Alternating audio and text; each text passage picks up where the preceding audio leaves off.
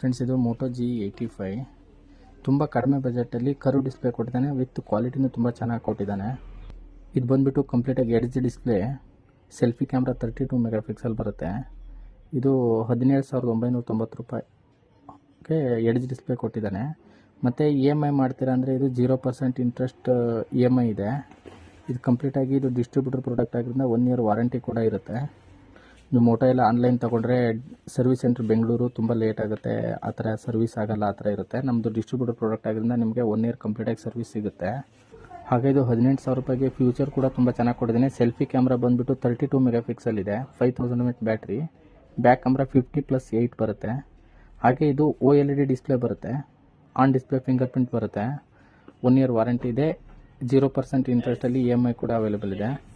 Moto G85, 850 Pro, 850 ಫ್ಯೂಸನ್ನು, 850 neo ಎಲ್ಲ ಮಾಡೆಲ್ಗಳು available ಇದೆ. ಮತ್ತು 0% ಇಂಟ್ರೆಸ್ಟಲ್ಲಿ 1 ಇಯರ್ ವಾರಂಟಿ.